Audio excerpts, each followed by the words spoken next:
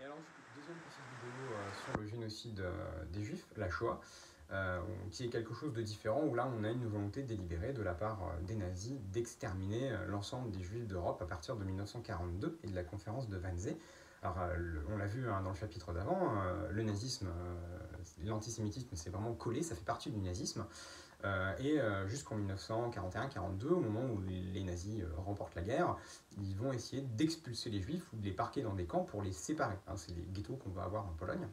À partir de 42, en fait, comme ils perdent, alors ça paraît pas possible pour eux de perdre parce que du coup ils considèrent qu'ils sont la race supérieure, et si on est la race supérieure et qu'on fait la guerre aux hommes qu'on considère comme inférieurs, ça marche pas. On se dit qu'il y a un truc qui va pas, et du coup en fait l'astuce qu'ils vont, ce qu'ils vont dire, c'est que s'ils perdent, c'est de la faute des juifs.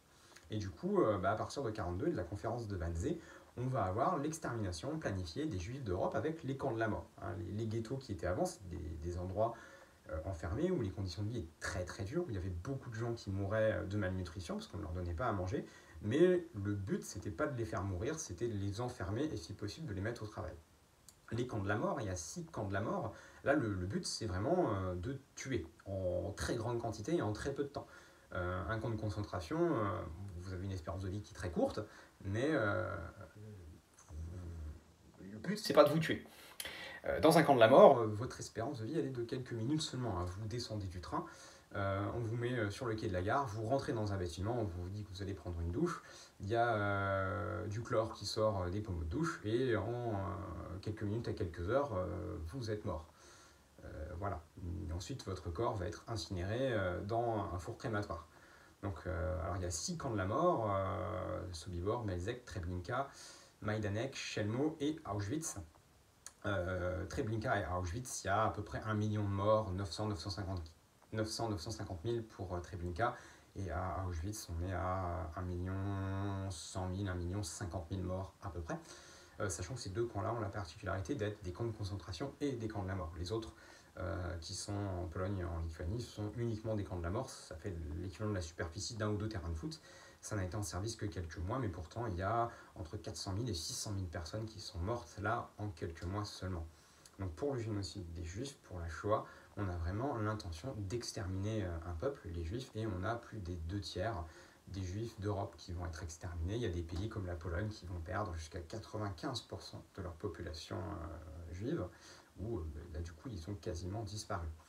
Donc ça, c'est quelque chose qui aussi n'est pas spécifique à la Seconde Guerre mondiale. On avait aussi le génocide arménien pendant la Première Guerre mondiale, mais réalisé à cette ampleur-là, c'est quelque chose qui est inédit, et c'est quelque chose qui va être profondément choquant aussi quand l'armée rouge va libérer les camps de la mort. On va s'apercevoir de la mise à mort industrielle, du fait qu'on ait vraiment réfléchi à un système pour tuer le plus de gens possible. On va découvrir aussi que les trains de déportés avaient la priorité sur les trains de munitions, donc c'était plus important pour les nazis de tuer des juifs que d'amener des munitions aux soldats qui combattaient sur le front. Et on va découvrir aussi des conditions de vie vraiment horribles qu'avaient les déportés dans les camps d'internement, qui ne sont pas du coup les mêmes que les camps de la mort. Mais on va voir aussi que les personnes qui n'étaient pas tuées étaient affamées, mises au travail jusqu'à l'épuisement, et qu'on les laissait mourir comme ça. C'est vraiment quelque chose qui est inimaginable. Et on verra dans le chapitre d'après que c'est aussi quelque chose qui va aider lors des procès de Nuremberg à la dénazification de l'Allemagne, de mettre les Allemands face à ce que les nazis ont fait. Voilà, donc j'espère que c'est clair. Et si vous avez des questions, il ne faut pas hésiter à me les poser sur ce chapitre-là, soit vous m'envoyez des messages, ou quand on se met en cours, ou en commentaire. Voilà.